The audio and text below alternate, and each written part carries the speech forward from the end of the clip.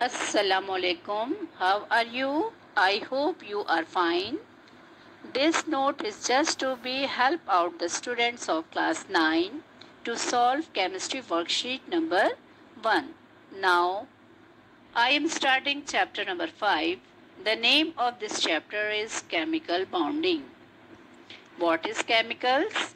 A chemical is any substance that is used in or produced by reaction involving changes to atom or molecules. What is atom? The smallest particle of substance is called atom. For example, hydrogen, oxygen, sulfur, and so many atoms in periodic table. These smallest particles contain electron, proton, and neutrons. Proton and neutron present in the center part of atom is called nucleus. Electrons revolve around the nucleus in shell or orbits. What is molecule? Atoms consist of a single nucleus with a positive charge surrounded by a cloud of negatively charged electrons. When atoms approach one another closely, the electron cloud interact with each other and with the nuclei. If this attraction is such that total energy of the system is lowered, then the atoms bond together to form a molecule. H2 is the molecule, HCl is the molecule. Now coming to chemical bonds. A bond is a link or force between neighboring atom in a molecule or compound. This force could be number 1, intramolecular force, number 2, intermolecular force. Intramolecular force is the force of attraction which binds atom to form a molecule. It's called intramolecular force. The force is within a single molecule. Intramolecular force is the force of attraction between molecules. The forces between individual molecules. So, chemically, bonds are the force connection between atom in a molecule. I am giving you the definition of chemical bond, which is our first question. So, the force which holds atom together in a molecule or a crystal is called chemical bond. You have already learned that a molecule is similarly a crystal is a solid whose molecules or atoms are arranged in a repeating pattern. So we know that chemical bonds are the force of attraction that binds atom or molecule together. Types of chemical bond. There are 3 types of chemical bond. Ionic bond. The other name of ionic bond is electrovalent bond. Number 2 is covalent bond. Number 3 is coordinate covalent bond or dative covalent bond. You will now discuss valence electrons. The electrons in the outermost electronic shells or orbit of an atom is the valence electron. In other words, it is these valence electrons that are involved in chemical bonding. These are the electrons that can be gained or lost during a chemical reaction. An atom that donates or gives away the electrons become the positively charged cation, and the atom that receives or gains the electrons become the negatively charged anion. The nature of interaction between the atom depends on their relative electronegativity. What is electronegativity? The relative ability of an atom in a molecule to attract the shared electron in a bond to itself. Atom with largest electronegativity differences, such as metals, bonding with non-metals, form ionic bond between them. Atom with equal or similar electronegativity forms covalent bonds. So, in ionic bonding, the valence electrons are transferred from the outer shell of an atom to the outer shell of another atom, while in covalent bonding, the valent electrons are shared between the atoms. The chemical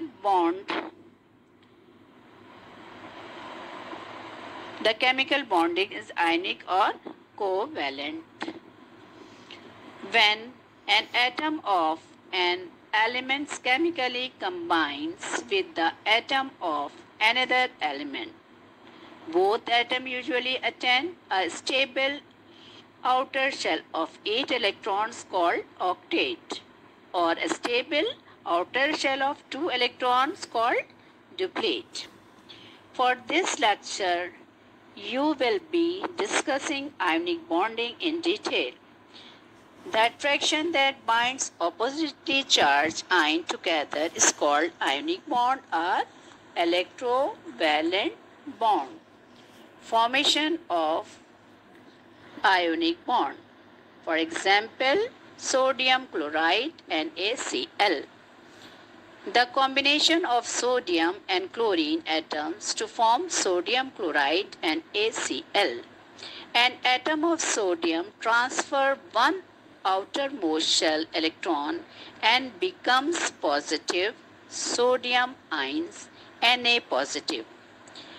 And an atom of chlorine gains that one electron to complete its octet and becomes chloride negative ion.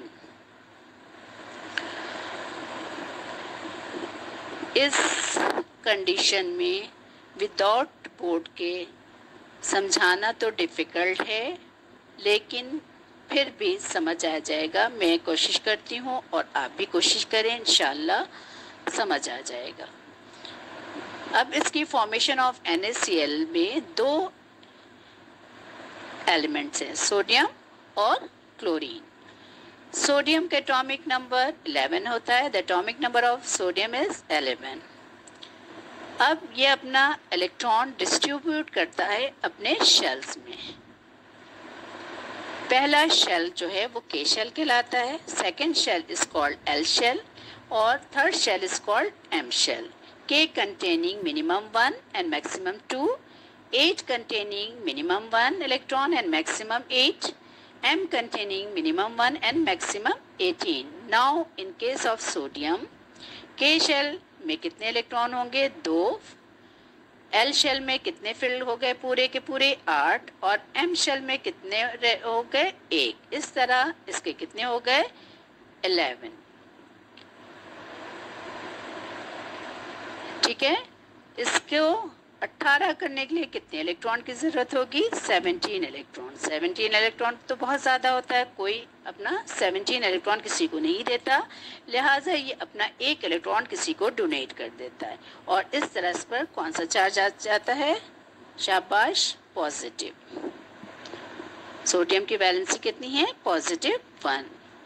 इसी तरह the atomic number of chlorine is 17। अब इसके shell K में भी कितने electron होंगे? 2। L में कितने होंगे? 8 और M में कितने होंगे? 7। टोटल कितने हो गए? 17 इलेक्ट्रॉन। अब M को कंप्लीट करने के लिए से कितने इलेक्ट्रॉन की ज़रूरत होगी? शाबाश, बताइए। 10 इलेक्ट्रॉन की। 10 तो कोई नहीं देगा क्योंकि इसके ज़्यादा इलेक्ट्रॉन है, लिहाजा ये एक इलेक्ट्रॉन लेकर ऑक्टेट में कन्वर्ट हो जाता है, इसलिए ये एक इलेक्ट्रॉन ले लेता है और अपने ऑक्टेट को कंप्लीट कर लेता है। तो सोडियम ने अपना एक इलेक्ट्रॉन किसको दे दिया? क्लोरीन को। और सोडियम अपना इलेक्ट्रॉन देने की वजह से उस पर कौन सा चार्ज आ गया? शाबाश, पॉजिटिव। और क्लोरीन ने इलेक्ट्रॉन को एक्सेप्ट किया, लिहाजा इस पर कौन सा चार्ज आ गया? नेगेटिव। अब हमारे पास दो रेडिकल्स आ गए, एक पॉजिटिव Na पॉजिटिव रेडिकल और Cl negative radical. Both radicals are combine, दोनों आपस में कंबाइन हो जाएंगे और दोनों इलेक्ट्रॉन एक इलेक्ट्रॉन देगा और एक इलेक्ट्रॉन ले लेगा और इस तरह वो फॉर्म क्या कर लेंगे? कंपाउंड। और इस कंपाउंड का नाम क्या होगा? Sodium chloride. समझ आ गया? The attraction that binds Na and Cl ions together is called ionic bond or electrovalent bond. Similarly, magnesium oxide MgO is another example of an ionic bond. The magnesium atom has 2 electrons in its valence shell. If these 2 electrons are lost, the magnesium will become dipositive Mg positive 2 and the oxygen atom gain these 2 electrons to complete its octet and becomes di-negative ion O minus 2. बिल्कुल इसी तरह magnesium oxide में कितने elements हैं? 2, magnesium और oxygen. The atomic number of magnesium is 12 and the atomic number of oxygen is 8. Magnesium के पास कितने electron हैं? 12। तो वो K में कितना इलेक्ट्रॉन देगा? क्योंकि K में ज़्यादा से ज़्यादा 2 ही रख सकते हैं, इसके अलावा नहीं रख सकते। 2 दे देगा, उसके बाद जो उसके पास इलेक्ट्रॉन बचे वो L को देगा और L में भी ज़्यादा से ज़्यादा कितने इलेक्ट्रॉन रहेंगे? 8, इससे ज़्यादा नहीं रख सकता। तो अब इसके कितने हो गए? 10। और M में कितने हो गए? 2। तो अब इसके कितने हो गए इलेक्ट्रॉन? 12।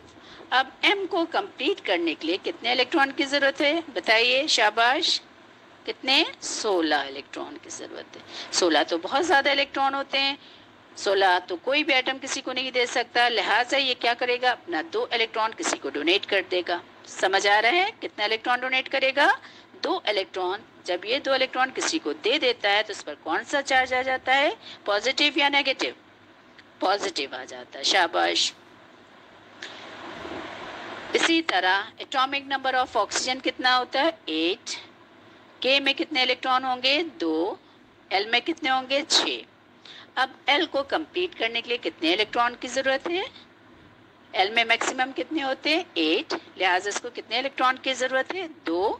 लिहाजा मैग्नीशियम अपना 2 इलेक्ट्रॉन किसको दे देगा? ऑक्सीजन को। इस तरह ऑक्सीजन चूँकि इलेक्ट्रॉन एक्सेप्ट कर रहा है इसलिए इसकी वैलेंसी कितनी हो जाएगी? -2। कितने इलेक्ट्रॉन इसने एक्सेप्ट किए? 2। -2 हो जाएगा और ये अपना ऑक्टेट भी कंप्लीट कर लेगा, यानी इसके 8 इलेक्ट्रॉन पूरे हो जाएंगे। अब हमारे दोनों एटम्स में कन्वर्ट हो गया रेडिकल्स में, magnesium +2 and oxygen -2। Both are combined to form magnesium oxide. अब ये दोनों मिलकर कंपाउंड बना लेते हैं मैग्नीशियम ऑक्साइड। और ये मैग्नीशियम ऑक्साइड कौन सा बॉन्ड फॉर्म करेगा? Ionic bond. शाबाश। These 2 oppositive charge ion form ionic bond or electrovalent bond. Now the new topic is characteristic of ionic compound. Ionic compounds only exist in solid state at room temperature. Number 2, they have high melting and boiling point due to strong electrovalent bond between the ions.